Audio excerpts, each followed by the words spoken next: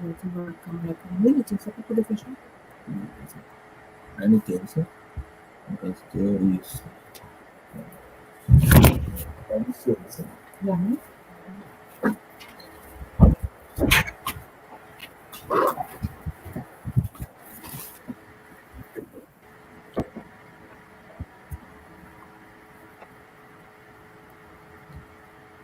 Vamos iniciar, né? Vamos ver aqui, começar a divulgação, para a gente poder começar aqui a nossa live, né? Compartilhe Boa aí com os noite. amigos. Tá? Boa noite. Vamos lá. E aí, o ato pegando aí tranquilo, tudo certinho? Tudo certinho. Só não consigo ver se já tem gente entrando. Isso aí você deixa que eu fico responsável. Vamos dar 5 minutinhos para o pessoal receber o link e a gente começa. Sim? Eu vou ficar conferindo pelo celular, porque aqui eu posso abrir o YouTube.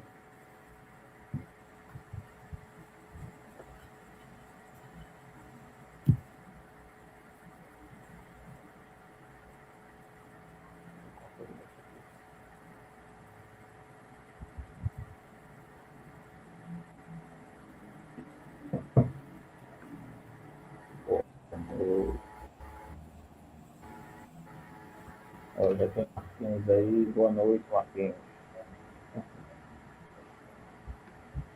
Linda Castro. Saudade, linda. Oi, Lindalva, coisa boa.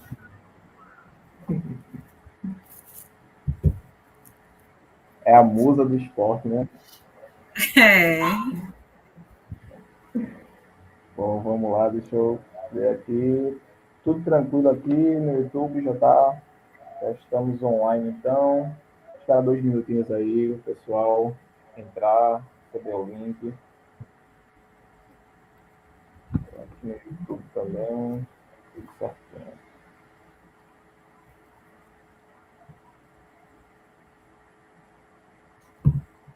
Saudades, legal, né?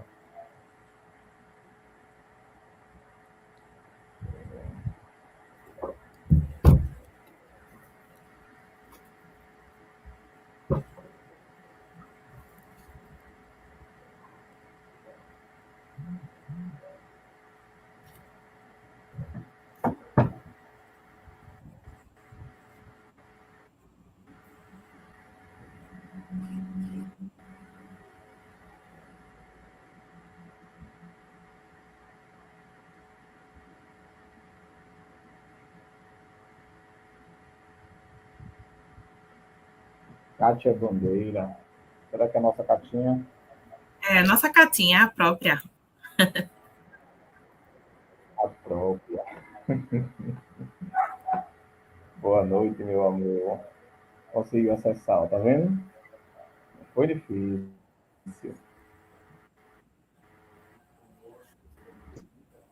Vou aprender. Hoje vai ser uma noiteada de conhecimento. Vamos lá, só aguardando o pessoal entrar aqui. Tem um pessoal que Boa está noite, sem tia o Shelly, link. seja bem-vinda. Boa noite, Saritinha, seja bem-vinda.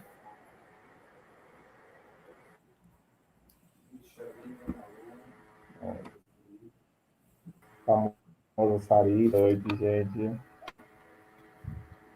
Que bom ter vocês aqui com a gente essa noite. A gente vai esperando só o pessoal entrar para a gente poder iniciar, tá? O pessoal está recebendo o link aí. E aí inicia, para o pessoal não perder, né? E hoje vai ser uma formação gratuita, tá vendo? Vamos mandar aqui no WhatsApp.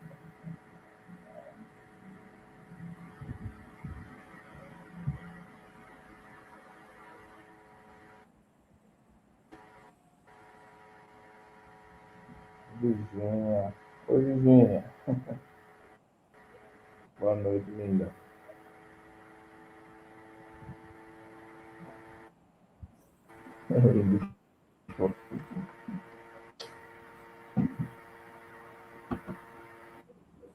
Dois minutinhos para o pessoal entrar aí, acessar a live.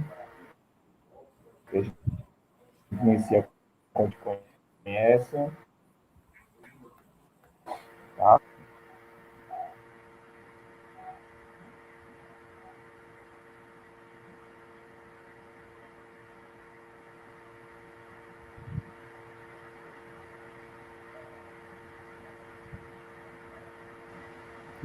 Boa noite, Tia Vi.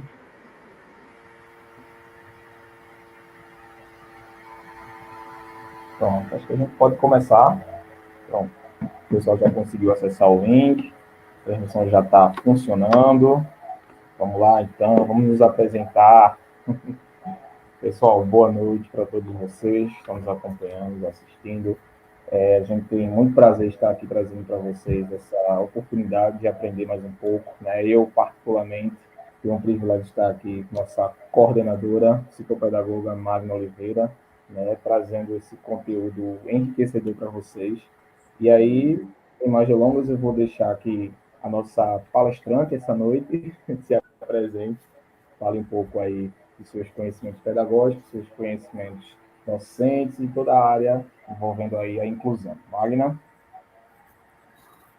Boa noite, é um prazer enorme estar com vocês aqui hoje, trazendo essas reflexões, né, sobre as perspectivas, né, para a prática da inclusão, né, que é um tema assim que a gente já vem discutindo há bastante tempo, mas no entanto não é uma tarefa fácil, né? Em pleno século XXI a gente ainda se depara com muitos desafios, né, inerentes às barreiras de aprendizagem que cada dia nelas vêm num processo de ramificação, né, por assim dizer, vem num processo de percepção, né? Até posso dizer de percepção, do ponto de vista da gente docente, coisas que antes não conseguíamos captar do nosso aluno, hoje em dia fica tudo muito mais claro, né?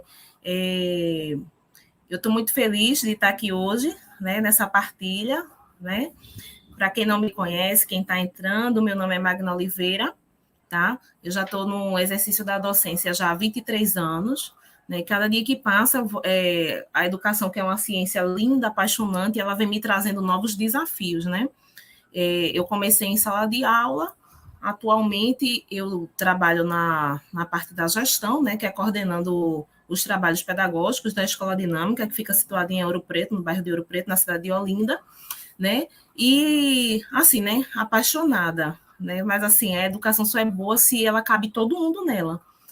E, a partir do momento que você recebe aquele educando e você percebe que aquilo ali não está fazendo sentido para ele, aquilo começa a incomodar, né? Começa a incomodar, o professor fica incomodado, querendo entender, né?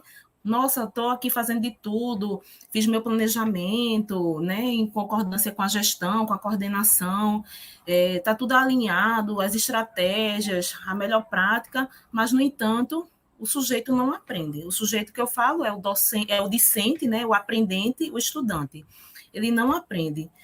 E você fica se questionando o que é que você deve melhorar.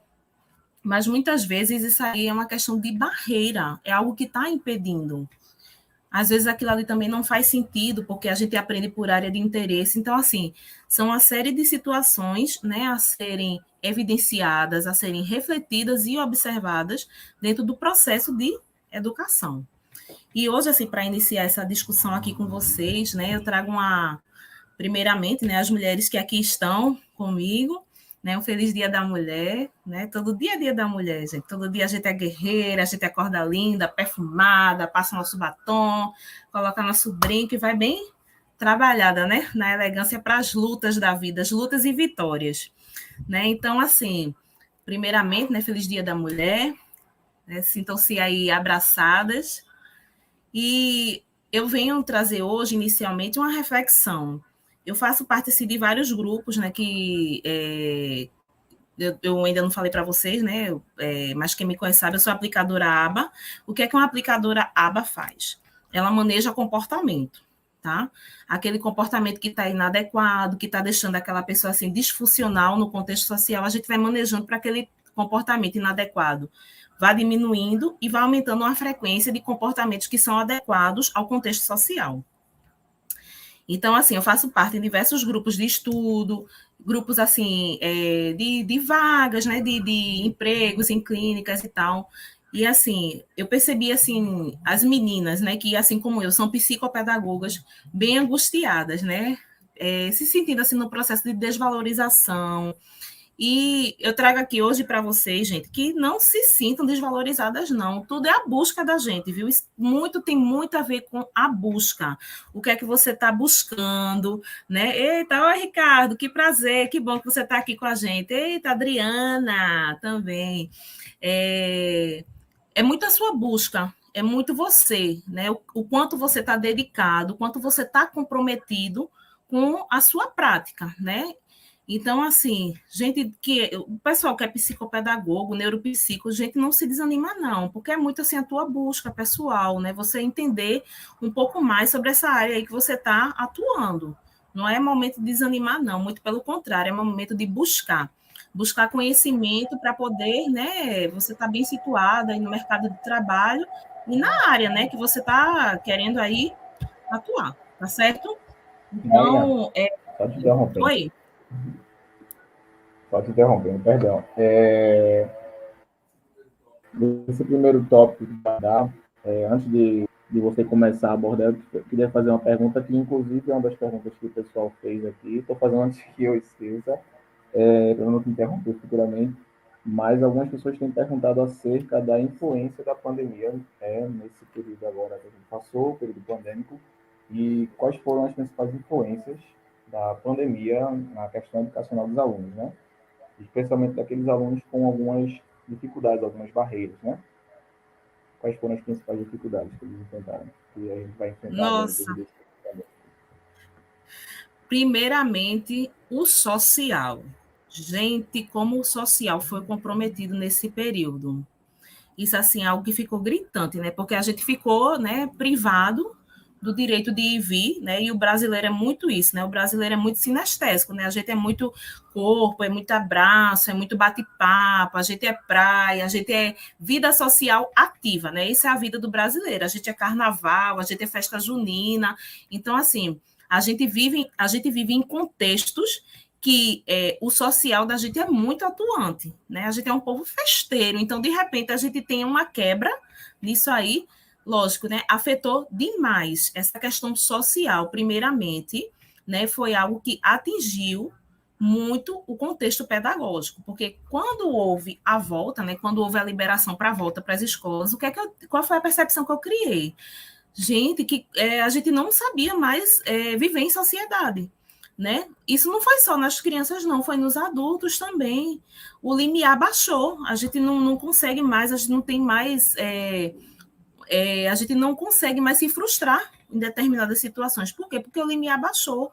O limiar baixou para a frustração, para o não, né? Isso criou uma intolerância, né, nas crianças. As crianças estão muito suscetíveis a se chatear, né?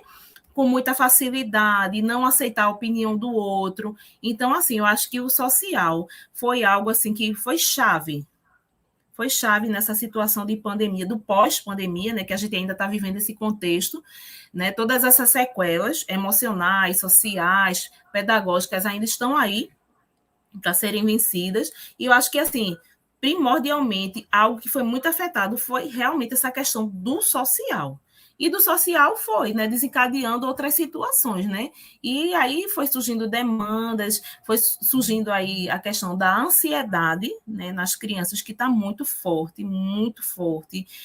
Algo que não sai de acordo com aquilo que a criança está esperando já é motivo suficiente para a criança estar ali desenvolvendo, né, aquela crise de ansiedade, e o professor aí para manejar essa situação dentro das suas salas de aula, e assim, num processo que a gente ainda está entendendo, né, tentando, buscando entender o que é que está acontecendo efetivamente.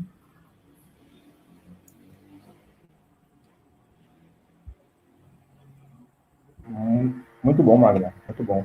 E a gente vai receber a gente está recebendo algumas outras questões aqui que eu vou deixar para falar o decorrer da live. Tem muitos tópicos aí que Magna vai dar, tópicos relacionados a essas questões sociais, né? Que os alunos, como ela mencionou, os alunos estão tendo muitas dificuldades, não só os alunos, mas todos nós. Esse período pandêmico, eu posso dizer que eu fui um dos afetados por isso, com certeza, muito difícil. Nós, né, Magna, a gente tem esse acolhimento, né, esse carinho, Isso. e ter que passar esse tempo sem abraçar, né, sem poder ter aquele contato, né, mais próximo, com certeza isso nos afetou muito.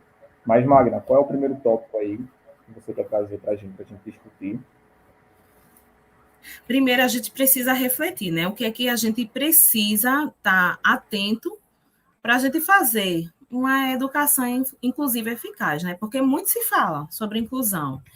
Eu comecei a ver inclusão lá no meu extinto magistério, a gente já tinha essa coisa de falar em inclusão.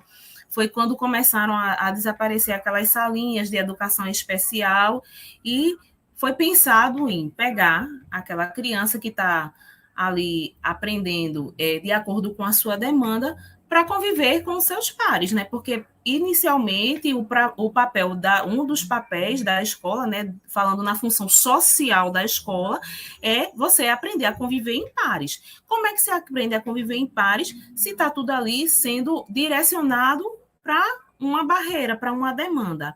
Então, foi pensado em incluir, né, esse aprendente no processo junto com as crianças típicas, né? E adaptando às realidades, né? Na verdade, quando se falou em inclusão, não se tinha assim noção de como fazer essas adaptações na realidade, né? Como muita gente hoje em dia ainda tem dificuldade em fazer essa adaptação. Porque hoje ainda não existe o livro adaptado, né? Porque quando a gente fala em adaptação, não é simplesmente você pegar, né? Eu vou adaptar essa prova, eu vou pegar, vou botar 5 questões. Não é isso. É você entender, né, a necessidade desse aprendente e você adaptar aquela realidade para que ele não seja, né, excluso de estar ali naquela sala de aula, simplesmente porque ele aprende diferente. Porque todo mundo aprende, mas as pessoas aprendem de forma diferente. Isso é uma das temáticas que eu vou abordar no decorrer da live, né? Mas, assim, é uma reflexão que a gente precisa fazer e pensar. O que é preciso? O que é necessário para a gente fazer essa inclusão eficaz? Né? Então, assim, a gente pensa primeiramente no ambiente, na estrutura que a gente vai desenvolver para poder receber esse educando, né? Porque a gente não pode ter muita informação nessa sala de aula, porque se a gente quer que essa atenção seja voltada para o que o professor está ali trazendo de informação a nível pedagógico, a gente não pode ter muita informação nessa sala. Essa sala precisa ser um ambiente neutro, né? Onde a criança não se desorganize, porque às vezes até uma pintura, né, uma decoração que você faz na sala, a depender da demanda da criança, você desorganiza essa criança, ela, evidentemente, ela não vai prestar atenção na aula, ela vai ficar muito mais interessada ali no que está, né, ornando aquela sala. Então, assim, a gente precisa ver muito questão de estrutura, de ambiente, né? E quando a gente fala em necessidades, em demandas, não é somente aquela criança com TEA, né? Porque a gente se limita muito em falar aquela criança com TEA, mas existem outras barreiras, existem outras dificuldades. A escola precisa ter rampa, a escola precisa ser acessível, assim. Então, essa questão estrutural do ambiente, ela é uma discussão muito ampla e depende muito, assim, da realidade de cada escola, né? Então, assim, cada escola, a escola não vai ser aquele padrão. Existe, assim, um padrão mínimo, né, que você precisa ter para poder receber, claro. Mas, assim, são mudanças que você pode fazer, assim, na medida que você vai recebendo aquela pessoa, né, para o processo educacional. Existem pessoas que têm problema de baixa visão, baixa audição, dificuldade de leitura e de escrita, TEA, TOD. Então, assim, quando a gente pensa nessa estrutura, a gente pensa numa estrutura que possa generalizar, né? Que possa, assim, abarcar essas amplas barreiras, né? Que a gente tem hoje em dia. Né? Então, a gente também pensa na questão da didática. Como é que a gente vai elencar, né, toda a metodologia, toda a didática, todo o suporte pedagógico que a gente vai dar a essas crianças? Isso aí se faz a partir de um instrumento, de um documento, que eu ainda vou chegar lá nesse ponto, né? Mas, assim, essa parte da didática, ela é muito importante. Então, quando a gente fala nessa perspectiva, a gente tem que pensar no ambiente, a gente tem que pensar na questão da estrutura, na questão pedagógica e, principalmente, como é que a gente pode fazer para deixar essa criança funcional, né? Porque a gente, às vezes, se limita a pensar na criança enquanto criança, mas o tempo vai passando e essa criança vai chegar no tempo da fase adulta. Então, ela precisa estar funcional. E, às vezes, assim, existem escolas que só atendem crianças no ensino fundamental. Então, quando a gente vai preparando essa criança, a gente já precisa pensar nessa criança fora do ambiente que a gente está oferecendo para ela. A gente não deve pensar só na criança naquele processo enquanto ela está ali com a gente. A gente precisa pensar nela fora daquele ambiente.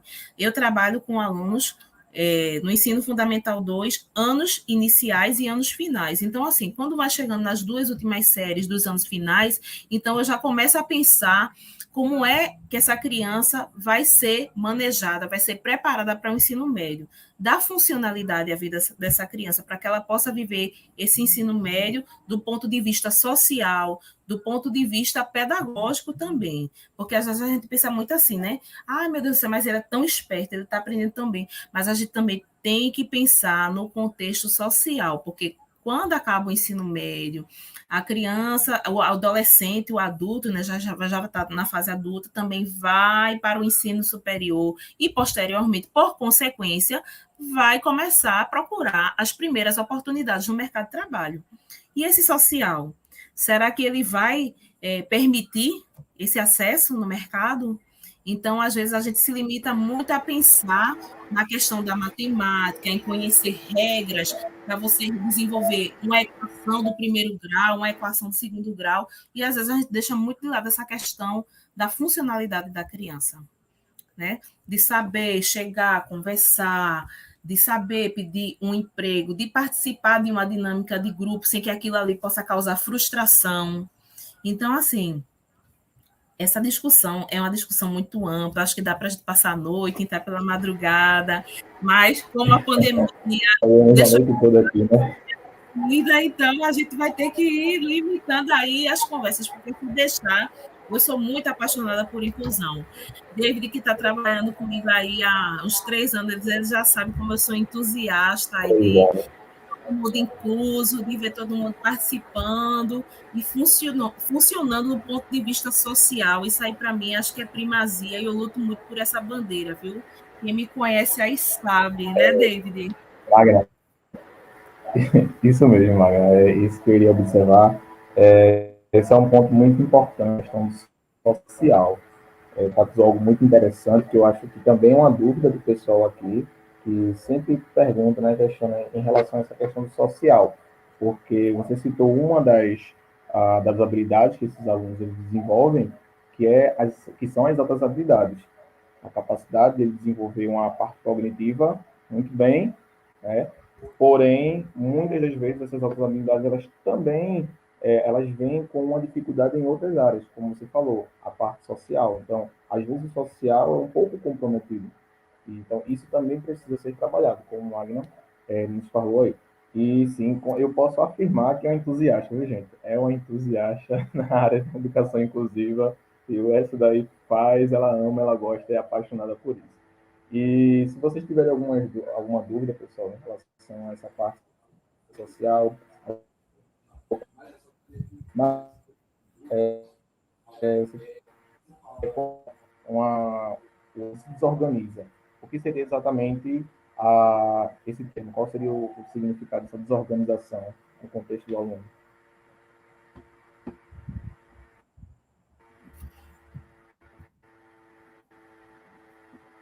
Agora a gente vai passar para falar um pouco assim sobre essas barreiras, né? Que a gente vivencia dentro dos espaços, né? Porque assim, eu falo sobre escola porque a minha vivência é na escola, né? Mas assim, existem outros espaços assim que a criança frequenta e ela passa por essas barreiras aí, né? A gente tem aí o TDAH, que é o transtorno déficit de atenção e hiperatividade, né? Que deixa assim a criança dispersa, a gente fica com aquela sensação que a criança não está aprendendo, né? Isso aí rendeu no passado muitos nomes pejorativos em cima da criança, mas às vezes não é nada disso, às vezes é só assim, né? É só a questão do manejo comportamental, né? De você fazer algo atrativo que possa prender a atenção dessa criança para que ela possa aprender. E é muito assim, você entender como é que essa criança aprende, né? Porque aí isso aí já vai para aquela área dos estilos de aprendizagem, né? Que eu não ia nem chegar nesse mérito, mas assim, quando a gente fala em barreiras, eu acho que você falar em estilos de aprendizagem, eu acho que cabe muito bem aí nesse sentido. Por quê? Porque a gente aprende de maneiras diferentes, né? Tem gente assim que liga um som e começa a ler um livro consegue entender, consegue aprender. Isso rende crítica, né? Tá aprendendo nada, tá aí escutando música, mas assim, é muito a forma como você dá prazer, né? Porque isso aí é fato, né? A aprendizagem, ela só ocorre de forma prazerosa, num ambiente favorável. E se você sente prazer, se você é uma pessoa que gosta de música para se regular, então aprende sim. Você está lá estudando, está escutando aquela música que está dando prazer, você vai unindo uma coisa a outra e você aprende sim. Tem criança que aprende muito mão na massa, né? Que é aquela criança sinestésica que ela precisa de criar, né? Com as próprias mãos, ela desenha, né? Ela faz um esquema, ela faz um mapa mental. Isso também é um estilo de aprendizagem. Então, assim, quando você pega uma criança que tem déficit de atenção ou hiperatividade, é bem interessante assim, você apresentar várias propostas para você entender de que forma aquela criança vai aprender. Isso aí é muito válido e funciona assim, porque às vezes, né, o quadro não é tão atrativo. Então, ele prefere muito mais estar levantando, tá indo de banca em banca, porque aquilo ali não está fazendo sentido para ele. Né? Então, assim, a criança com TDAH, ela demanda muito trabalho nesse sentido, de você estar sempre criando, mudando a proposta, mudando as estratégias para poder alcançar essa criança com esse déficit. Mas é um assunto muito importante, essa questão do TDAH que mencionou, e eu gostaria de nos esclarecer essa diferença do TDAH, né? O pessoal confunde muito esses dois termos, né? E aí eu Isso. queria que você mesmo esclarecesse esses dois termos aí. Realmente, pela questão até assim dos sintomas, né, que a criança, dos comportamentos que a criança apresenta, né, porque são dois transtornos que deixam a criança com comportamento aversivo. O que é comportamento aversivo, né? É aquela conduta que a criança, se você diz não, parece que você está apresentando a pior coisa do mundo para essa criança, né? Se você pede para a criança sentar, a criança vai e fica em pé, né? É uma coisa assim bem desafiadora. E às vezes acaba confundindo realmente com TDAH, porque tem sintomas assim bem parecidos, é um transtorno assim, que se confunde com o outro. Mas assim, a criança com TOD, ela é aversiva em qualquer situação, ela generaliza esse comportamento. Com TDAH, não. Ela tem aquele pico. Depois ela vai baixando, baixando. E o TOD não. Você é aversivo, você é desafiador o tempo inteiro. E fora assim, que existem outras questões, né? Que vão além do pedagógico, é muito mais comportamento. E o TDAH, ele interfere muito no pedagógico. E, às vezes, a criança com TOD, ela tem, sim, o cognitivo preservado, mas só pela questão de realmente estar sendo ali aversiva, de estar sendo desafiadora, ela se nega a fazer atividade. Não é que ela não tenha condições de fazer, mas é simplesmente o fato de desafiar que faz com que ela crie essa dificuldade aí pedagógica. Não é necessariamente algo que seja uma barreira de aprendizagem, mas muito mais de ordem comportamental. Muito bom, muito bom. E teria alguma estratégia, alguma abordagem específica para lidar com os alunos que apresentem essas barreiras, TOD, TDAH? O TDAH, como ele vai muito assim mais para o pedagógico, é muito assim, você está testando, né? Você está vendo qual é a sua estratégia que mais se enquadra no perfil daquela criança, né? Já no TOD, é você tentar manejar aquele comportamento e sem que a criança perceba que você está sendo, assim, enfática com ela, né? Que você... Porque, assim, quando você pede, é como se você estivesse desafiando ele também vai querer desafiar você. Então, assim, é muito mais positivo você trazer ele para você, né? Como a gente fazia antigamente, você é meu ajudante do dia. Você dá realmente, assim, funcionalidade, né? Ao comportamento dessa criança para que ela não fique tão aversiva, tão desafiadora. Isso aí, Magna, muito boa colocação. Isso também tem a ver com a pedagogia contemporânea, né? Onde o centro é o aluno, né? O centro, e Isso. não o docente. A educação é feita para os estudantes. Então, existir esse diálogo, essa forma, essa abordagem de olhar para esses estudantes é muito importante, como você falou, né? Não de você ir direto contra ele, né? Você colocar uma barreira com ele, mas sim de você propor uma outra maneira, manejar aquele comportamento de forma que o aluno se sinta ali, o estudante se sinta ali, né? Incluso, né, naquele ambiente ali e apto, né, útil, que de fato ele tem a sua utilidade, todos nós temos a nossa utilidade. Então, eu acho que uma abordagem muito interessante seria essa, né, de entender que o aluno ali, o estudante ali, ele tem a sua função muito importante que acaba auxiliando, na verdade, né, todo o trabalho docente da gente, não é isso? Magna, Isso. tem uma outra pergunta aqui, não sei se isso vai ser abordado no estudo tópico seguinte. Ana Lu, ela queria saber um pouco mais sobre outros pedagógicos, eu preciso voltar para essa parte da educação inclusiva. E Lindalva, ela quer saber um pouco mais aí sobre o TOD no quesito da agressividade. Talvez como é que a gente pode manejar esse comportamento agressivo de maneira pacífica, para ver essa barreira. Quando a Ana Lu perguntou sobre a questão dos acordos pedagógicos, a gente chama dos combinados, né? Porque, assim, antigamente tudo era muito impositivo, né? O adulto falava e a criança estava ali para obedecer, né?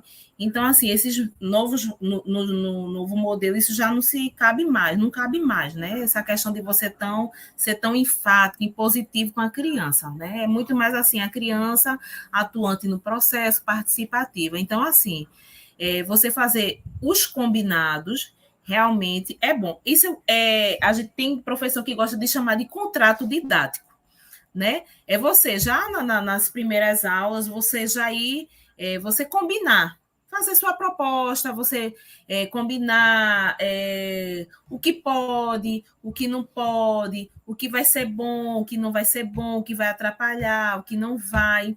Já tem criança a depender do comprometimento, ela já não demanda nenhum acordo pedagógico. É realmente assim uma questão de rotina, porque tem criança assim que tem um comprometimento assim tão grande que entra numa sala de aula e não sabe nem por que está entrando.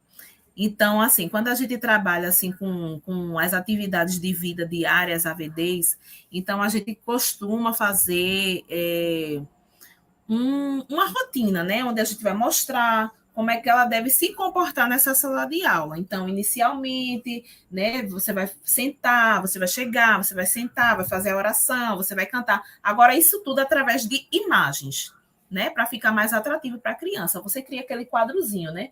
E na medida que a criança vai cumprindo aquela tarefa, você vai tirando e vai colocando, porque assim, existem vários modelos de rotina que você pode estar criando para trabalhar no seu dia a dia.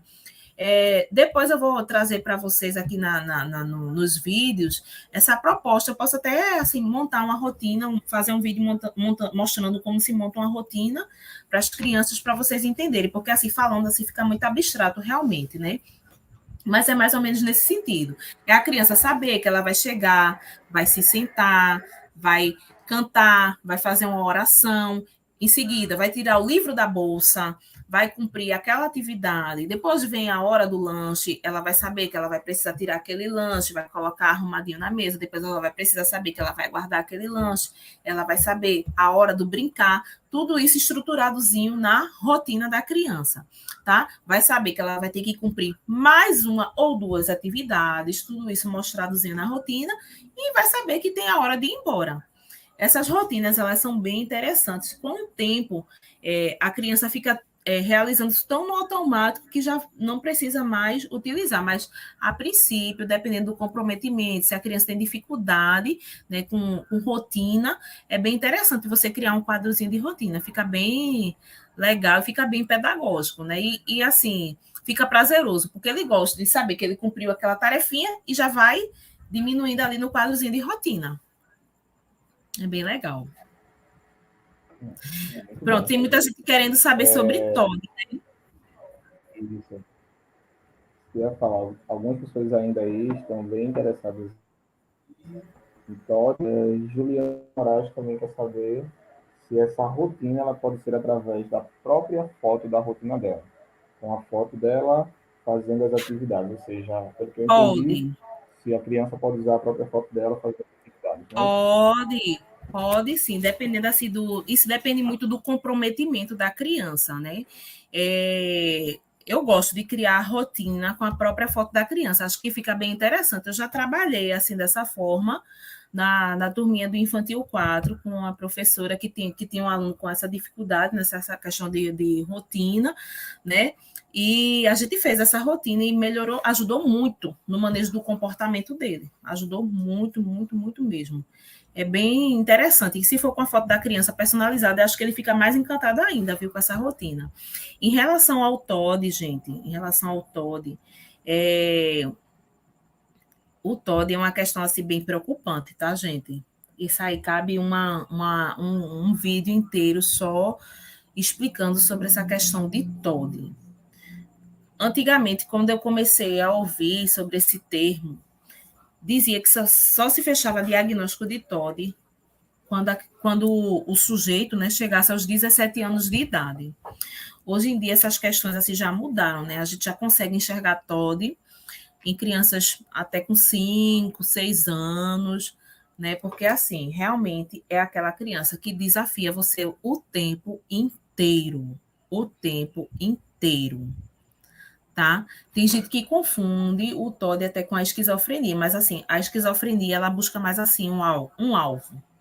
E o TOD não. O TOD, ele generaliza comportamento. Então, o comportamento TOD, ele vai ser apresentado na escola, ele vai ser apresentado na igreja, vai ser apresentado na clínica, vai ser apresentado na praia, no clube, no hotel, na piscina, porque o TOD, ele generaliza. Quem é TOD em todo lugar, desafio em todo lugar, com qualquer pessoa. Com qualquer pessoa. É como se houvesse uma dificuldade de você enxergar a figura de autoridade. Né? E você sente aquela necessidade constante de estar desafiando. Vá tomar banho, não vou. Vá fazer atividade, não vou. É a necessidade constante de desafiar. Eu já me deparei assim com algumas crianças, né, com esse tipo de demanda e realmente é muito complicado, porque assim o TOD quando ele não é tratado, gente, ele traz assim consequências assim sérias, porque todas as barreiras elas cabem em tratamento. A terapia, o acompanhamento, sabe? O terapeuta ocupacional ele tem um papel assim muito importante, né? Porque vai vivenciar essas questões da vida diária. A terapia ABA também ela é muito boa, porque a ABA ela trabalha frustrando a criança. Tem gente que chama a ABA de treino. Não é treino, é você realmente, porque a aba é uma ciência, né, gente? É a ciência do comportamento. É você realmente manejar aquele comportamento que está inadequado e fazer com que a frequência dele diminua. Como é que você faz isso? Você faz isso frustrando. Agora, lógico, né? Para todo, tudo é com muito cuidado, né? Porque você não sabe a sucessão daquela criança ali a se desorganizar, né, a criar, assim, ter realmente um descontrole muito grande e partir realmente para essa questão física, da agressão física, né? Porque o TOD realmente ele é Magra, Oi. só, perdão te interromper, mas inclusive em relação a essa questão da agressão, né, desse comportamento agressivo, a gente já inclusive ouviu até relatos, né, isso de professores, docentes que trabalharam conosco, que tiveram algumas dificuldades em algumas escolas com alguns alunos, né, que apresentavam esse comportamento extremamente agressivo, né, extremamente negativo, e eles não souberam de alguma forma como lidar com esse comportamento. Então, se a gente pudesse elencar algumas estratégias para lidar com esse tipo de comportamento na questão escolar, quais seriam essas abordagens em relação a esses alunos que apresentam esse Primeiramente, comportamento agressivo? quando você trabalha com seres humanos, seja na sala de aula, seja na clínica, seja no processo terapêutico, na terapia, primeira coisa, gente, isso aí é primazia, é você criar vínculo. Você precisa criar vínculo. Se você percebeu que essa criança apresenta comportamento aversivo, você tem que criar uma estratégia para criar vínculo. Você vai ver, você vai definir, você vai observar a preferência dessa criança. O que é que ela tem como preferência? O que é reforçador para essa criança? Dentro do DIABA, a gente trabalha muito com reforçador. Reforçador funciona como se fosse uma operação. O que é que motiva aquela criança? Tem criança que gosta muito de futebol, então você vai por essa área, você vai buscar uma estratégia, primeiramente, para você se aproximar e criar vínculo com essa criança. Né? Para que numa situação que a criança possa vir se desorganizar dentro da sala, você conseguir conter. Porque às vezes você mesmo, sem querer, o professor que está ali trabalhando com aquele aluno, você mesmo causou esse processo na criança. A criança está ali com muita raiva de você. Às vezes, até você chegar perto, já vai fazer com que essa criança se altere mais ainda. Então, primeiramente, quando a gente começa a conviver com essas crianças, é muito importante criar vínculos e definir as preferências dessa criança, para que no momento de crise você possa vir com esse objeto que seja reforçador, ou você mesmo pode ser reforçador para essa criança, para você vir tentar conter essa crise, tentar acalmar. Muito bom, Magra, muito bom. Virginia aqui, né, conhecer os pontos positivos e negativos, manter uma relação agradável. Então, seria a dica dos pais. Magra, agora, a gente apresenta especificamente no TOD, no TDAH, mas se você pudesse elencar também algumas dificuldades e como, né, a gente poderia, de certa forma, abordá-las. E quais são, na sua opinião, quais são as principais dificuldades que os pais agora enfrentam no contexto generalizado? Como você falou, né, o TOD é uma barreira, uma dificuldade generalizada. Quer dizer que o aluno, né, o estudante, a criança com TOD, ela vai demonstrar aquele comportamento onde ela estiver, sem limitações, né, geográficas, temporais, mas, em geral, com algumas dificuldades que a gente tem enfrentado, algumas barreiras que a gente tem percebido. Quais são as principais barreiras e como é que os pais eles podem lidar com isso, com os seus filhos? Olha, primeiramente, assim, precisa, né, de um profissional bom, né, para avaliar, né, e tá muito atento, né? Porque assim, o comportamento fala com a gente, né? Eu costumo dizer que o comportamento da pessoa, ele tá ali falando comigo, ela tá demonstrando para mim o que é que ela é, o que é que ela gosta, o que é que ela não gosta, o que é que irrita, né? E assim, as pessoas que mais convivem com essa criança têm que estar atento a esses sinais, para que não crie situações que sejam estressantes para essa criança, né?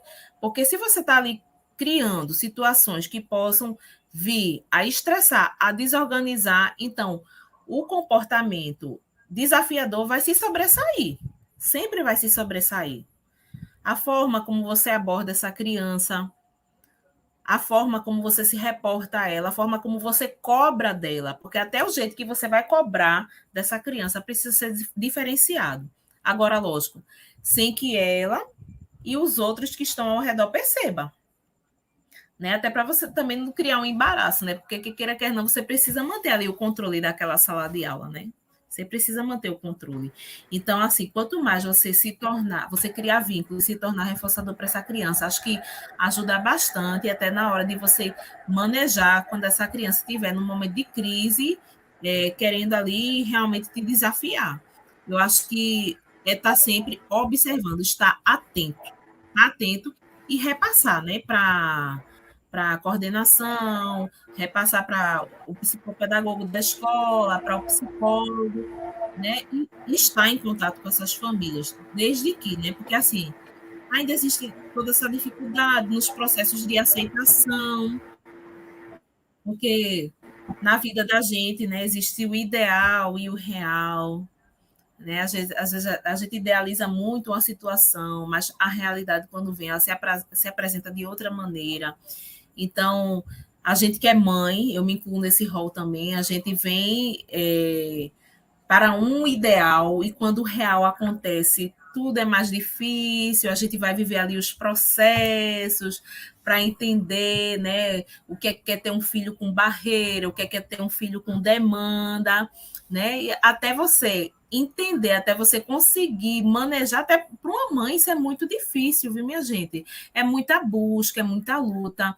Eu convivo com muitas mães, sabe, que assim, eu tenho uma admiração muito grande por elas, viu, que assim, das lutas, das batalhas que elas travam no dia a dia, dos conhecimentos que elas buscam para poder conviver com os próprios filhos, assim, isso é algo assim admirável, admirável de coração, porque não Bom, é fácil, Magna, não é fácil.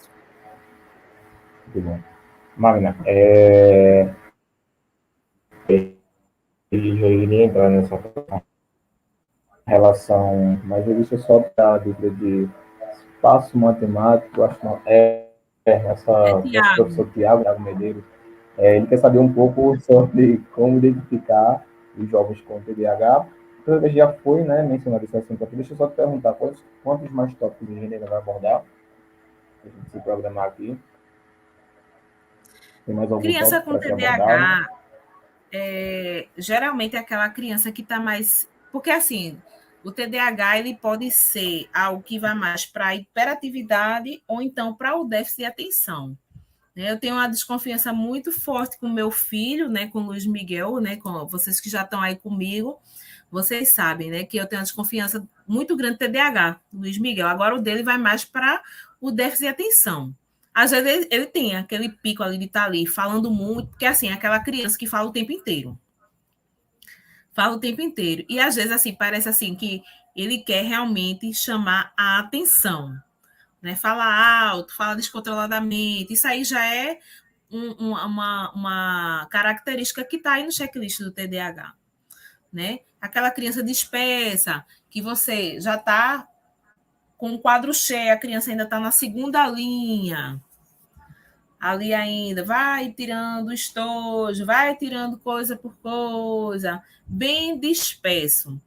Que você está ali, você já explicou a metade do assunto, quando chega na hora da criança ir para a atividade, é como se ele não tivesse entendido nada, que se alguém aparece na porta, já distraiu, que se olhou para o desenho que está na parede, já distraiu. Isso aí é o TDAH puro, puro, puro, puro, puro. Ou então, simplesmente, aquela criança que tem toda aquela dificuldade de se manter com foco e atenção ali naquela atividade, né? Ela vai levantar, vai na boca de uma, vai cair a borracha. Eu vou ali pegar uma borracha, eu quero água, eu quero ir no banheiro. Isso também é uma característica que atende aí o checklist do TDAH, viu? E nós podemos confirmar essa informação, nós lidamos com isso diariamente, essa dificuldade de concentração, né, Magna? E a gente entrou num tópico É, muito bom, essa questão da concentração. E assim, Magna, eu queria saber da sua parte, quais seriam as estratégias, as abordagens que a gente poderia ter, tá?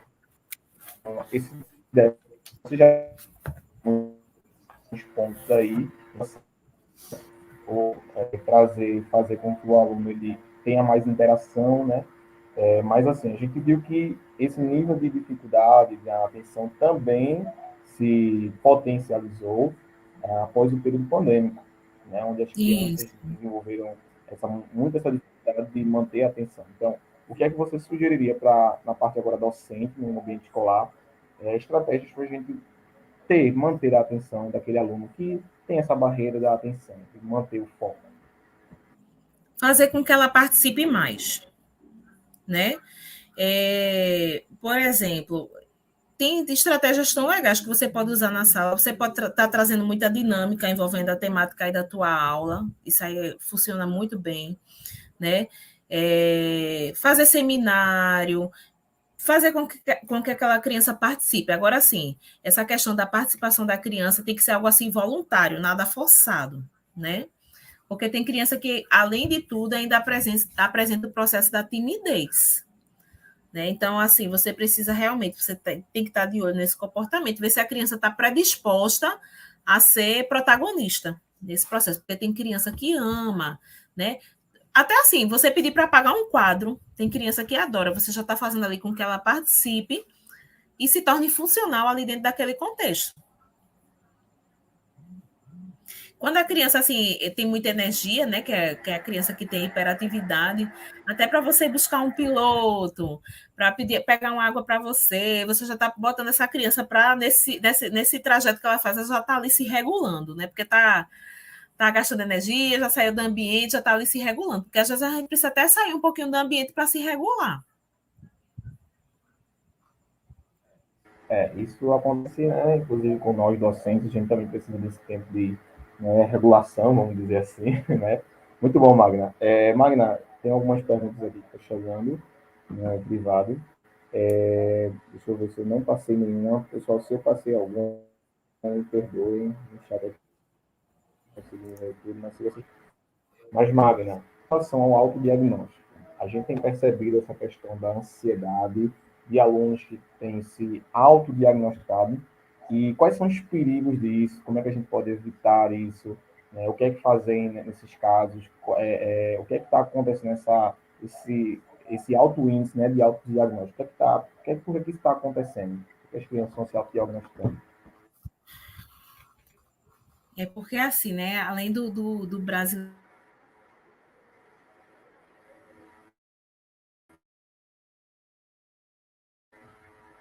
além do brasileiro ser sinestésico, ser caloroso, o brasileiro gosta muito de agir também por essa questão da moda. Né? E assim, é uma coisa assim que está muito em alta, essa questão de eu sou ansioso, claro. Todo mundo é ansioso, viu, gente? Todo mundo é ansioso. Ontem mesmo, antes quando a gente estava nos preparativos, foi, David, já altas horas da noite. Tá, vou E dormir. Nenhum dos dois dormiu. Por quê? Porque isso aí é uma característica da ansiedade. Você está ansiando, você está querendo que algo aconteça, você está querendo que algo dê muito certo. Você vai, por exemplo, você vai viajar, você vai fazer um passeio, você não fica ansioso por aquilo? Agora, a forma como é conduzido isso aí, a forma como é manejado, é que vai virar patologia ou não. Mas ansiosos todos nós somos por natureza. Isso aí é um processo natural da gente, a gente ansiar, a gente desejar, porque a ansiedade nada mais é do que o desejo. É o desejo. Eu estou ansioso, eu estou querendo, eu estou ansiando. Mas a forma como vai ser conduzido é que vai transformar isso aí numa patologia. o único que poderia, né, Magno, nesse caso aí, confirmar essa patologia seria, nesse caso, o psicopedagogo, né? Um Não, psicólogo, na verdade, isso aí é mais assim, como é de ordem comportamental, realmente é o psicólogo. Né? E né? para passar a medicação própria para isso, só o psiquiatra mesmo, né? Ou o neurologista. E aí está a importância de a gente trabalhar a psicopedagogia, né? O psicopedagogo na escola, a gente pode dizer que hoje é essencial. Inclusive já é lei, né? As escolas elas precisam ter Porque o psicopedagogo, né? psicopedagogo tem um olhar assim muito afinado, né? Porque a gente vivencia tudo isso aí na pós-graduação, a gente aprende a avaliar, né? Esses processos, inclusive até de comportamento mesmo em si, né? Porque a gente vivencia, a gente não vivencia só a prática pedagógica, a gente vivencia o comportamento também, né? Aquela criança com aquele comportamento, ele está ali querendo dizer algo a gente. Muitas vezes a criança no comportamento está pedindo socorro, está pedindo ajuda, né? Então, assim, o psicopedagogo, o pedagogo, vocês que são especialistas, o professor de matemática, que passa muito tempo com as turmas, você que é o professor de língua portuguesa, que passa muito tempo com as turmas também, vocês têm que ter, assim, esse olhar afinado de perceber, né? Perceber aquela criança, perceber se realmente é algo que demande um olhar mais afinado, é algo que demande um cuidado a mais. Entendi. Muito bom, Magna. Muito boa observação. Magna, antes disso, eu só perguntar, tem mais algum tópico para ser abordado? Sim, sim, sim, sim. Eu ainda nem cheguei lá na questão. Agora quero falar com vocês sobre um documento assim que é interessante, né? Eu convivo muito assim com psicopedagogas, com psicólogas institucionais, né? Porque quem trabalha dentro da escola está ali para desenvolver um trabalho institucional, não é clínico. Então, assim, elas me relatam muito a ausência do PEI. Tem gente que chama de PEI, tem gente que chama de PDI, que é o plano de ensino para aquela criança com hipótese. Então, assim, como é que funciona esse plano? É um documento que você cria em conjunto com a coordenação, né, o setor de psicologia, de psicopedagogia da instituição, o professor, a própria família do aprendente, né, para elencar o que é preciso para que essa criança seja incluída, de que forma vão ser abordadas as atividades dessa criança para que ela possa estar incluída nesse processo. Então, esse documento, ele é de extrema importância. E toda criança que tem hipótese diagnóstica ou diagnóstico em si, ela tem direito a este plano. Ela precisa ter este plano, ela precisa ter o seu currículo adaptado. E só se faz essa adaptação de atividade, essa adaptação curricular com este documento pronto. Agora, é fácil? Não é fácil. Não é fácil, porque não é simplesmente você pegar, copiar e colar da internet. Cada criança é um documento único, personalizado. Porque a realidade de José não é a realidade de João, não é a realidade de Maria. Então, cada criança que você teve a sua percepção de barreira X, de demanda X, de transtorno X, então você precisa criar aquele plano de ensino em cima daquela necessidade da criança. E Muito isso se interessante. faz através do plano de ensino individualizado. Muito interessante. E eu vou destacar aqui, Magna, como você falou, esse plano, né, individualizado, ele deve ser feito com toda a equipe docente, né, toda a Isso. equipe pedagógica, né, da escola. Né, isso, essa é uma importância. E aí, como você falou, né, a gente trabalha com a hipótese diagnóstica. Uma coisa que a gente percebe muito hoje, como a gente já falou sobre a questão do autodiagnóstico, também são docentes, professores, que muitas vezes afirmam, né, confirmam que o aluno apresenta alguma barreira, alguma dificuldade, sem antes ter essa confirmação, né, do psicopedagogo. Isso aí também é muito perigoso, né, Magna? Muito perigoso. A gente não pode fazer isso, não. Primeiro, nós não somos médicos, nós somos profissionais da área da educação. A gente entende, a gente lê, a gente pesquisa.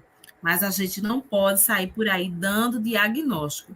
Mas, lógico, a gente sugestiona, a gente aponta possibilidades, a gente enxerga uma hipótese e a gente pode sim trabalhar em cima dessa hipótese, por conhecer, por saber as características que, por exemplo, se eu conheço, se eu entendo as características que atendem o checklist de dislexia, e eu estou percebendo isso no meu aprendente, então eu já enxergo uma hipótese, então eu vou manejar toda a vida educacional daquela criança, entendendo que ela pode sim estar apresentando um transtorno de dislexia. Agora, eu não posso afirmar. Eu preciso de uma pessoa que esteja ali por trás, aquele profissional que me traga esse diagnóstico. TEA, eu não posso dizer, eu não sou neuropediatra para dizer, fulano é TEA. Eu não posso. Então, mas eu enxergo aquela hipótese. Eu estou vendo características que estão lá, olha, isso aqui está no checklist, vou lá marcando, isso aqui está no checklist. Se eu vi aquela hipótese, então eu já posso ir diversificando minha prática, né? Criando as minhas estratégias para trabalhar em cima dessa hipótese. Até porque eu não vou esperar chegar setembro para tomar uma providência, porque aquele meu aluno, aquele meu estudante, ele precisa aprender. E quem vai criar as condições favoráveis para isso sou eu, enquanto professor. Então, é importante você ver, você enxergar, você buscar o auxílio do psicopedagogo, do psicólogo institucional, da coordenação pedagógica, alinhar o que é necessário para o plano dessa criança e, sim, vivenciar de acordo com a necessidade dessa criança.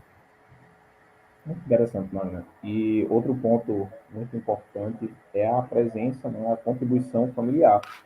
Esse plano, como você mencionou, ele precisa ser feito em consonância com a família, né? A família ela precisa estar presente para também elencar, né, algumas características que muitas vezes passa despercebido, né, isso daquele aluno. E muitas vezes nós professores a gente se depara com situações em que descobrimos algumas barreiras do aluno ao decorrer do tempo. Isso não deveria acontecer, né, Magna? Como você falou, esse plano ele já deveria ter sido feito antecipadamente e os professores já deveriam ter sido de antemão informados acerca dessas barreiras que os pais já tinham certeza que os alunos, que seus filhos tinham. Não é isso? E tem uma pergunta de Juliana, após a sua fala eu vou ler aqui para você. Tem uma de Lindalva aí também, David. Vê aí essa de Lindalva. Isso, Linda Castro. Pronto, Lindalva pergunta o seguinte: você acha que vai chegar ao ponto que os conteúdos diminuírem e serem extintos, porque tudo estará voltado para crianças com diagnóstico? Você acha que vai chegar a um ponto de a gente reduzir o cronograma escolar, né, o conteúdo, a BNCC aí se adaptar mais ainda a essa questão das atividades dos alunos?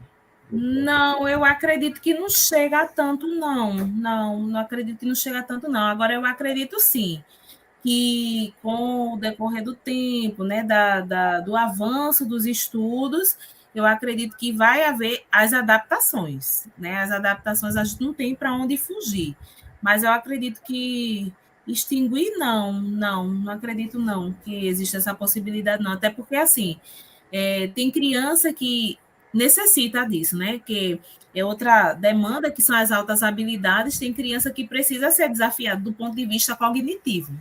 E isso só se faz, né, realmente com conteúdos mais densos, né, conteúdos mais difíceis, por assim dizer, para essas crianças. Então, acho que não vai chegar nesse ponto, não. Certo. A pergunta de Juliane Moraes. Magna, esse PDI é feito através das áreas trabalhadas no potencial ou habilidade da criança e também da dificuldade, é isso? Sim, sim, com certeza, com certeza. São os aspectos que tem que ser observados, né? As habilidades e as dificuldades, e tudo isso aí é pontuado, né? No que ela tem a oferecer do ponto de vista de coordenação motora fina, coordenação motora ampla, né? Toda essa relação aí psicomotora, que é onde começa os processos de alfabetização, né? Para a criança ser alfabetizada, tem criança que chega na turma do primeiro ano, tem a maior dificuldade de escrever naquelas pautas ali do caderno, né? E a gente fica sem entender, assim, sem entender, por que não está conseguindo tirar do quadro e escrever ali nas pautas do caderno? Porque isso envolve corpo, isso envolve espaço. A gente quer que a criança saiba o que é perto, longe, o que é grande e curto, mas a gente não vivencia isso fazendo isso em consonância com o corpo dessa criança.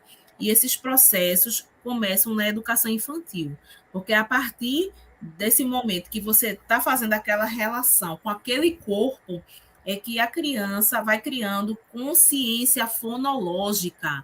É quando ela vai entender que aquele espaço ali só cabe uma letra do tamanho X, que ela vai saber o que é pequeno, o que é grande, mas vivenciando isso de forma ampla, de forma que o corpo dela vivencie isso. Então, assim, o PDI, né, ele avalia, inclusive, essa relação da criança com o corpo. Muito bom. Magna, 3 perguntas em conjunto aqui também de Juliane. Primeiro, esse documento ele deve ser armazenado pela escola, os professores. Qual o tempo de alteração desse documento? E se ele deve ser entregue à coordenação? Pronto. Se você, no seu dia a dia, você percebeu, você entendeu que a criança está com alguma dificuldade, aí você, né, eu estou falando diretamente para a Ju, porque ela trabalha comigo, se ela está enxergando essa possibilidade, ela já me chama. Eu já vou lá, né, com o PDI da criança, né? A gente vai preenchendo, a gente vai tirando as nossas impressões, o que é que precisa ser melhorado. Vamos melhorar aqui essa questão da atenção, precisa melhorar percepção, precisa melhorar relação psicomotora. A gente vai elencando o que precisa ser melhorado, a gente vai condensar tudo nesse PDI. Esse PDI fica na sala de recursos, tá? É um documento interno que serve tão somente para que a gente possa alinhar as práticas pedagógicas com essa criança, né? E não é algo que você vai fazer só, Ju. Você faz em conjunto. Nós fazemos isso juntas. Eu, você, tá certo? A psicologia, tá bom? E eu chamo papai e mamãe também para poder construir esse documento. E esse documento ele fica lá na sala de recursos. Tá lá a pastinha, tudo organizadozinho de quem já tem esse documento. E, assim, essa questão de ajuste, não tem, assim, um período definido, depende muito, assim, do que a criança apresenta para você, né? Eu sempre dou um tempo, assim, de a cada 3 meses, já ir já reorganizando, ver que aspectos já melhoraram, ver que aspectos decaíram, ver o que é que vai precisar melhorar. A cada 3 meses a gente já pode ir fazendo essas alterações. Muito bom. E é um documento de extrema importância, né? Mônica, ela menciona aqui que na educação física escolar, a gente consegue identificar a maioria dos casos através do comportamento e pelas habilidades e capacidades físicas. Isso advém de quê, Magna, exatamente? Qual a explicação para isso? Justamente dessa questão aí psicomotora, né? Porque, assim, para você aprender, esse corpo tem que estar bem ajustado, tem que ter aprendido todas as noções, né? De amplitude, essa percepção fina, né? Dentro, fora, perto, longe, tudo isso aí, essa disciplina de Mônica, ela é muito importante para essa criação da consciência fonológica. Por isso que lá a gente já começa desde pequenininho, porque essa relação da criança com o corpo é que vai fazer com que esse processo de alfabetização seja bem feito, seja pleno. E se Mônica já tem essa percepção de uma carência em algum aspecto que ela está trabalhando ali dentro dessa relação psicomotora, ela já pode até estar passando, porque a gente já sabe que isso aí vai demandar alguma dificuldade na aprendizagem da criança, efetivamente. Essa relação com o corpo ela é extremamente importante. Muito bom. Magna, quais seriam, então, os comportamentos, agora a parte físico-motora, que talvez seriam característicos de alguma barreira? Quais são as principais características nessa parte psicomotora? Até assim, principal essa falta de noção de espaço, né? Porque tem crianças assim, que não têm assim, noção de espaço. Simplesmente assim, você pedir para a criança jogar uma bola dentro do cesto, se ela não consegue entender que é ela pegar a bola com a palma da mão e jogar ali dentro, elas não saber o que é dentro, o que é fora, isso aí já é um indício que algo está discrepante aí no desenvolvimento dessa criança. É uma atividade simples, mas que já diz muita coisa a gente. Muito bom. Então, o Detran deveria começar a considerar isso, né? Porque eu fazendo baliza, eu sou péssimo. Oh! Então já quer dizer que eu me enquadro nesse perfil aí. Vamos lá, tem mais uma pergunta, Magna, aqui de Juan Oliveira. E aí, Michele, deu essa observação, é psicomotricidade. Psicomotricidade, interessante. É a área de estudo voltada a essa parte psicomotora que influencia nesses aspectos de barreiras, né? A pergunta de Juana é o seguinte: a idade que a criança acredito que entra na escola, isso, contribui ou atrapalha em algo em relação aos transtornos, é interessante. E qual é a idade ideal para iniciar na escola? Acho a pergunta boa, viu? É uma pergunta boa.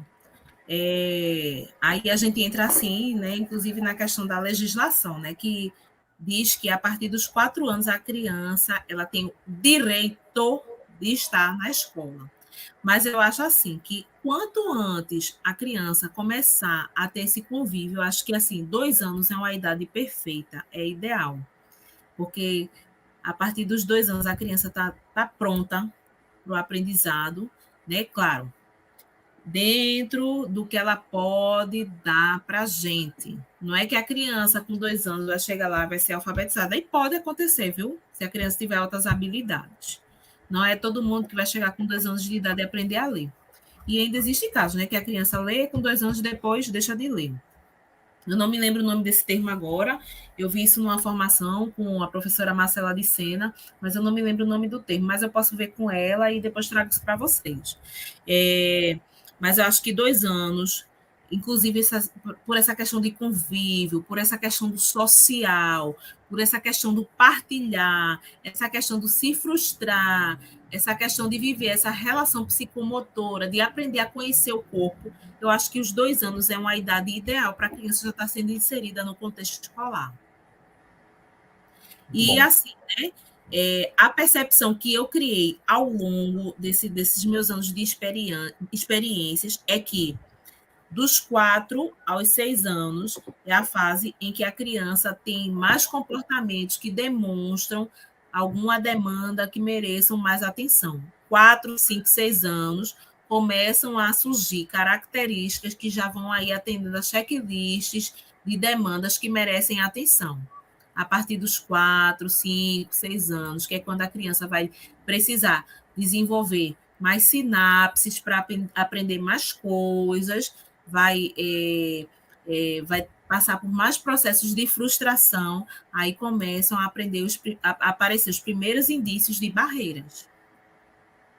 Muito bom, Mané. Ainda em relação a essa questão da idade, a etária, eu vejo muito a lei, né, o artigo 25 da Constituição Federal, né, fala que a educação é direito de todos, né, é dever do Estado e da família. E aí ele deve ser de fato incentivado. E, Magna, uma outra pergunta muito importante em relação à parte agora legislativa, né? O que acontece, Magna, se não houver uma adaptação na escola, agora no contexto de uma escola pública, não há talvez ali uma adaptação, uma para aquele aluno da carreira. E o que é que a mãe, o responsável, o pai e a mãe, eles podem fazer, a quem eles devem recorrer nesse tipo de situação? Nesse tipo de situação, as mães que se sentem desamparadas do ponto de vista legal em relação à inclusão, né, da sua criança no processo, né, educacional, elas podem recorrer ao Ministério Público, é o órgão que cuida, né, dessas situações se não está sendo cumprido essa questão da inclusão. Quem cuida, quem tem a competência para cuidar disso é o Ministério Público.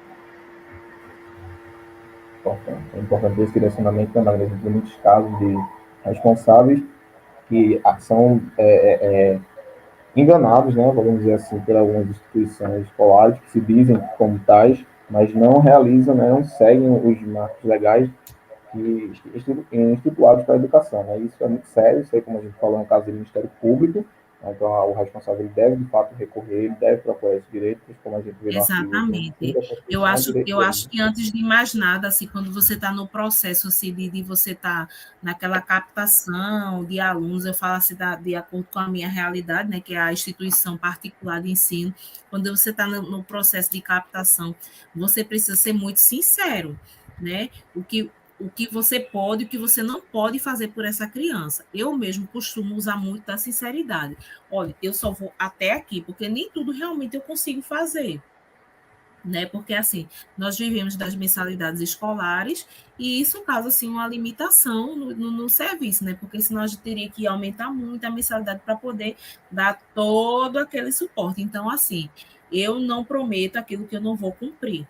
Né? Agora sim, lógico que com muito diálogo, a gente ajustando, a gente alinhando, tem dado muito certo. A gente tem visto assim a evolução de muitas crianças do ponto de vista cognitivo, do ponto de vista pedagógico, do ponto de vista social, né? Agora precisa ser usado de muita sinceridade e não você não prometer aquilo que você não tem condição de cumprir, porque assim são uma série de critérios, né, que precisam assim estar em consonância para você realmente cumprir o que é necessário para fazer uma inclusão com eficácia. Não é fácil, não, viu? É muito trabalho, é você realmente estar afinado, você está conhecendo, né, os aspectos que são inerentes a essa questão da inclusão, né, você está por dentro de fazer um plano, uma adaptação, você saber o que é o AE, que é o próximo tema que eu vou abordar, o próximo tópico que eu vou abordar agora, que é a questão da AEL, né, que é o atendimento educacional especializado, que hoje em dia é um profissional que é obrigatório ter dentro da escola. Né? Eu trabalho com várias professoras que têm essa formação em AE, né, que tem tia Ju, tia Ana, né, que estão aptas, porque elas que cuidam assim, dessas questões inerentes à sala de recursos. O AE, né, que é o professor formado em Educação Especial Inclusiva, trabalha diretamente na sala do AE. Não é o caso das meninas, mas elas têm conhecimento de causa, elas têm propriedade para estar ali naquela sala, né, que vai cuidar realmente assim de dessas adaptações, né, de fazer essa transformação, né, por exemplo, de como você vai trabalhar o sistema solar de uma forma com aquela criança que tem barreira X, para que ela possa aprender de forma adequada à necessidade dela.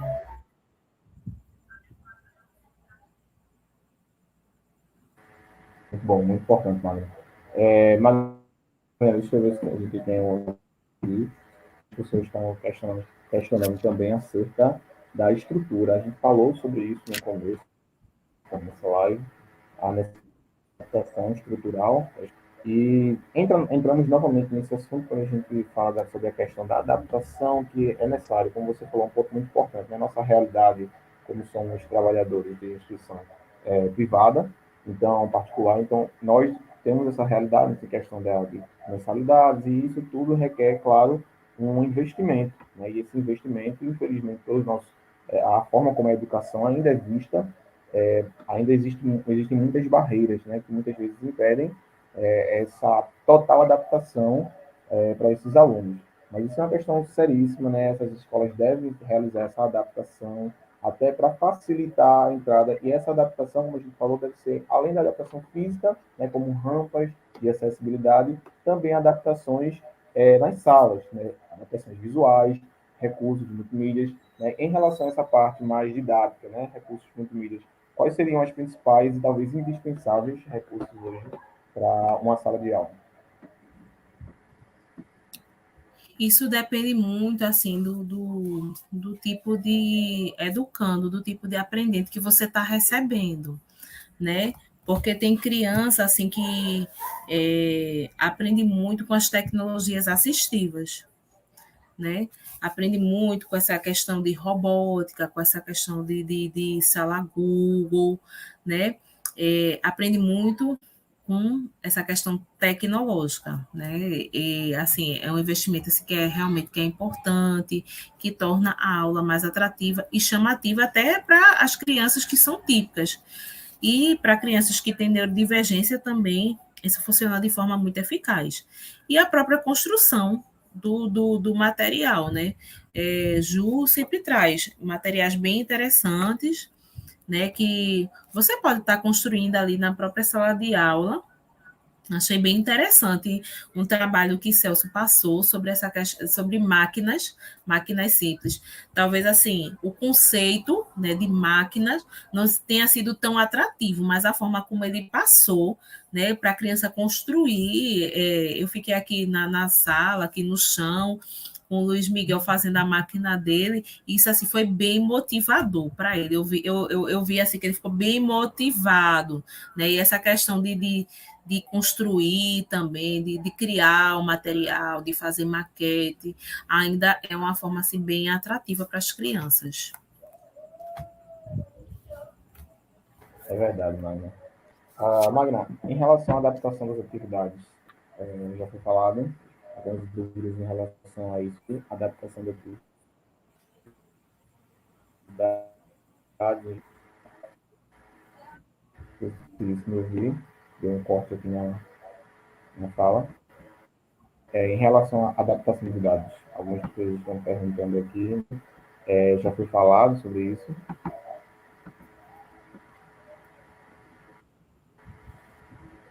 Está conseguindo ouvir, Magna? Não, cortou um pouquinho agora, no final. Perdão. Sim. Algumas pessoas estão perguntando aqui em relação à adaptação das atividades. Certo, vamos embora para a adaptação de atividade. Na questão da adaptação de atividade, a gente precisa observar muito o tipo de questão que a gente vai estar lançando para essa criança, porque tem criança que tem problema com o excesso de informação, né? Porque às vezes você dá vários comandos num único quesito. Então, quando a criança está lendo o terceiro comando ali naquele quesito, ela já esqueceu o primeiro. Então, quanto mais objetivo você puder ser nessa pergunta, quanto mais assertivo você puder ser, facilita muito o entendimento dessa criança em relação a essa questão. Você pode trabalhar preferencialmente com questões fechadas, principalmente nesse início de ano, que você vai estar conhecendo ali o seu aprendente, né? Então, você fecha essas questões aí para ver se auxilia a criança no processo, porque a criança que tem TEA, que tem autismo, né? A depender do suporte desse autismo, ela não consegue responder questões subjetivas, né? Que são aquelas questões que você vai desenvolver ali um texto, né? Porque geralmente é uma criança assim, que ela é muito objetiva, ela não entende o que da subjetividade da coisa. Então, para ela responder uma questão subjetiva é muito mais complicado. Então, quanto mais você puder ser focal e assertivo nessa questão, vai estar auxiliando aí na adaptação dessa atividade. Né? Você pode estar trazendo assim, um enunciado mais curto, porque às vezes você quer dar uma contextualização, você quer fazer um texto ali para poder vir com a pergunta. Isso aí acaba interferindo ali no entendimento da criança sobre aquela questão. Outra coisa assim, que é bem interessante, que às vezes a gente arenga muito, né? Lá na escola, é sobre essa questão de você estar causando dúvida no seu aprendente na hora de você estar trabalhando aqui aquela questão, né? Você vem com um enunciado deste tamanho, aí quando você chega no final, você diz, assinale a alternativa incorreta. Depois que o menino leu aquele texto todinho, tu acha mesmo que ele vai conseguir lembrar de tudo aquilo que está ali dito e marcar a questão incorreta? Não, a gente não pode trazer esse benefício de dúvida para a criança, não, viu, gente? Então tem que ser assim, bem Professores de português aí, né? Ô, menina, mas é uma briga difícil, viu? Eu sei que, assim, o intuito dos meninos, eles pensam muito lá na frente, na questão de preparar para essas provas, né? Do Enem, dos vestibulares da vida. Mas vocês sabem, né? Nem todo mundo sabe disso, mas eu fui pesquisar, viu? Para você que tem barreira de aprendizagem, transtorno, déficit, você tem direito à prova adaptada também no Enem, viu? Tem direito à prova adaptada, sim. Todo mundo tem que buscar aí seus direitos e fazer sua provinha adaptada. Não é só na escola do ensino fundamental, do ensino médio, não. Chega lá, na hora de você prestar seu vestibular também, você vai ter direito à sua prova adaptada. Agora, eu não sei como é que se dá esse tipo de adaptação. Se é na questão temporal, se é na questão da elaboração das questões, mas que tem direito à prova adaptada, tem. Fazer sozinho numa sala. Existe aí uma série de questões que eu ainda não tenho certeza, né, mas que eu posso estar trazendo posteriormente para vocês sobre essa adaptação de prova de Enem, que sim, é um direito da criança, sim. Eu fui atrás, fui pesquisar. E a criança tem direito à prova adaptada também no Enem. Letras grandes. O tipo de fonte que a gente usa na atividade adaptada é diferente do tipo de fonte que a gente usa nas atividades comuns. Até porque tem que ser algo. Quando a criança tem déficit de atenção, ela tem dificuldade de manter a atenção naquilo ali. Então, se a letra está muito pequenininha, ela não vai prestar atenção. Vai logo se chatear, vai logo se irritar, vai perder ali o foco e interesse naquela questão, naquela atividade, pronto. Então, a tendência é que seja um fracasso, né? A realização daquela atividade. Então, a fonte grande, uma fonte bem legível também é um checklistzinho, uma característica aí da prova adaptada. E a redução das questões, né? Porque tem criança que demanda mais tempo. Então, se você faz 10, 12, 14 questões para uma prova, para uma criança que apresenta aí dificuldade, que apresenta barreira, você vai reduzir aquelas questões ali pela metade. Muito bom, Marcos. Em relação a essa adaptação dessas atividades, então, podemos dizer que enunciados longos, fora de cogitação, perguntas precisam ser bem mais objetivas, né? Os professores de português aqui, nós precisamos fazer toda uma adaptação nas nossas provas, mas a gente se ampara muito também nisso que Magna disse. Nós temos muito essa preocupação, infelizmente, né, Magna? Os próprios vestibulares, eles ainda não se adaptaram a isso. Em relação à prova do Enem, eu posso confirmar que, de fato, há sim uma adaptação temporal em uma sala específica para eles. Eu fui aplicador do Enem em 2019 e existe sim, de fato, uma sala específica para esses alunos que apresentam algum tipo de demanda, algum tipo de barreira, e essa comprova precisa ser comprovado, obviamente, né? Isso é feito no ato da inscrição, eles são solicitados os documentos comprobatórios, e deve ser, sim, encaminhado para a Secretaria de Educação, o INEP, responsável pela realização da prova, e aí os alunos eles têm o direito, né, de realizar a prova em uma sala específica e com mais tempo. Então, é importante. E essa questão da adaptação, infelizmente, ainda é apenas para o Enem. A gente tem muitos vestibulares, muitas provas de ingresso de faculdade, que ainda não seguem essa adaptação, que ainda não estão considerando essas demandas, essas barreiras que nossos estudantes e nós também, né? Eu me incluo nessa barreira aí, Magna sabe disso, já fui diagnosticado, né? Ela é psicopedagoga, e eu também me incluo nesse quadro aí, nesse perfil. Então, é muito triste, né? Nós, docentes, sabemos que nossos estudantes eles não estão sendo considerados por esses órgãos, por essas provas que são de grande importância na sua vida profissional e educacional. Magna, mais alguma palavra, Magna, em relação a esse tópico, essa área? Não, tem, na verdade tem. Essa questão de imagens, você colocar imagens também nessa adaptação de atividade também ajuda muito, viu? A criança manter o foco ali naquela imagem, também ajuda. Principalmente quando você vai tratar dessas questões de ciências, de geografia, a própria língua portuguesa também, você trabalhar com aquela chargezinha, que já é um texto assim que ele é bem, que já chama a atenção, né? Porque já tem aquelas características ali, acho que é bem interessante também. Linda está com uma pergunta aqui, né? Isso. É verdade que todas as crianças com dificuldades devem ter um auxiliar ou um auxiliar em sala de aula obrigatório? Eu não diria obrigatório. Em alguns casos é necessário, mas não obrigatório, porque tem criança mesmo que tem TEA que ela não entende, ela não aceita a presença do acompanhante terapêutico ali, né? Que é essa função, quem exerce essa função de estar ali auxiliando, sendo o mediador da criança, é o acompanhante terapêutico. eu também tenho formação nessa área, né? Porque, assim, às vezes a pessoa tem a impressão que o acompanhante terapêutico é aquela pessoa que vai realizar a atividade pela criança que está ali naquela sala. Não. O AT, ele vai, assim, ser uma sombra, né? A gente usa muito esse termo quando a gente está no processo de formação. É uma sombra na vida da criança para que a criança se torne funcional, para pedir aí para ir ao banheiro, para saber a hora de começar a atividade, saber que tem que cumprir aquela atividade, saber que tem que passar as 4 horas dentro da escola, porque nem todas as crianças conseguem passar as 4 horas fechadas dentro da escola, a depender do nível de comprometimento da criança, tá?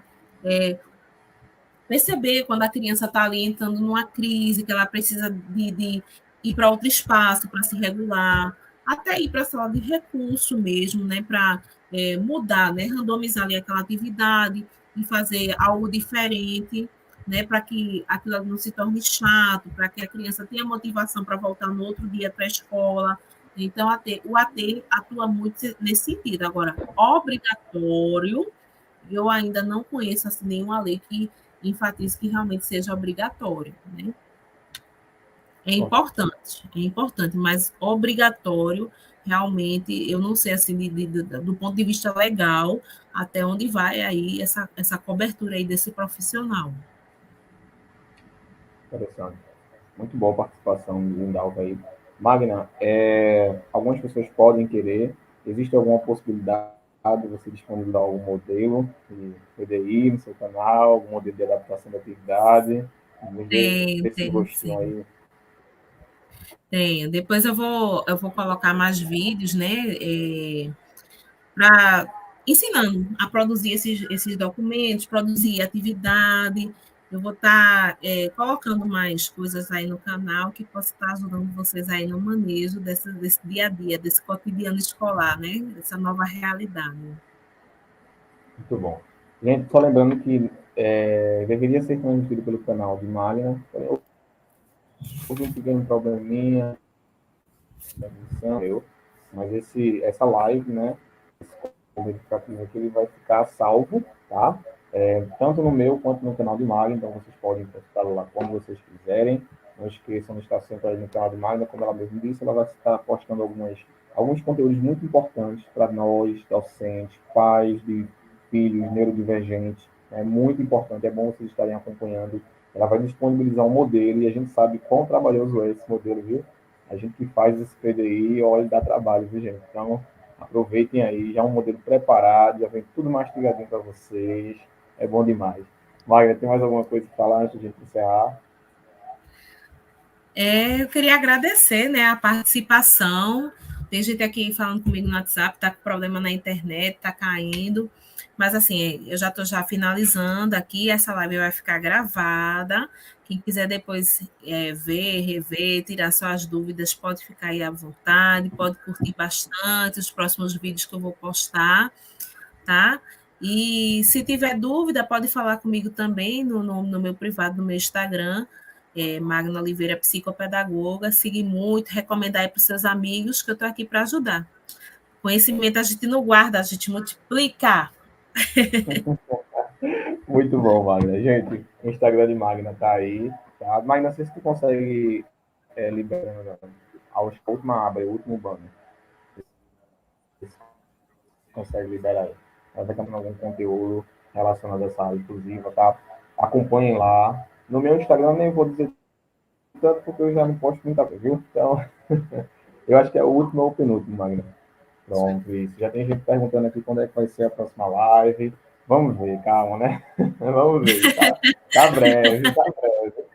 Em breve, em breve. Vai, Se vai vocês depender de quiserem Magna. temas também, viu, gente, que eu possa estar trazendo aqui nas próximas lives também. Podem sugerir aí dúvidas que vocês tenham para a gente trazer aqui para discussão ampla, né, nesse grupão aqui maravilhoso. Vocês podem estar dizendo aí que a gente vai buscando, a gente vai trazendo aqui para vocês. Certo, pessoal? Então, obrigado novamente pela participação de vocês. A gente vai ficar por aqui. Lembrando, vai ficar gravado aí no canal de Magna, no meu canal também, sempre que vocês quiserem acompanhar. sigam Magna lá no canal dela, ela vai postar esse conteúdo para vocês, vai colocar lá os modelos de PDI, os modelos de adaptação de atividade, muito bom para vocês, tá, gente? Já vem realmente já mastigado, tudo, seguindo todas as diretrizes educacionais, tá? Então sigam lá ela no canal dela. Se tiverem alguma dúvida também, no Instagram dela, a Michelle já está dizendo que tem que ser semanal. Aí não dá, Michelle. Aí não dá.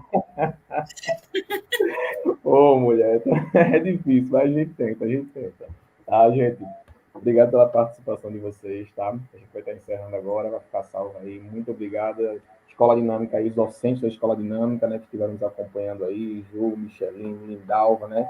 Tá sempre no nosso coração aí. Guga também, Virgínia. Coisa boa!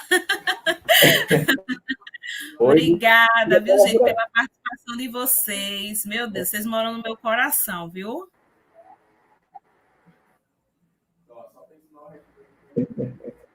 só tem esquecido. Tem Catinha também, Maria, Silene, Tiago, Nathalie, né? Aqui, Eita, que coisa boa. né?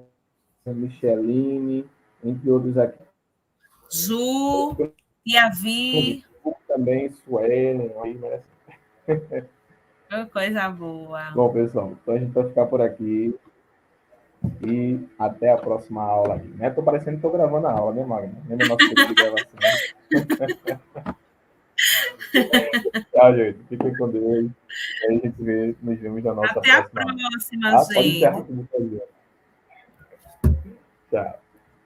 Tchau.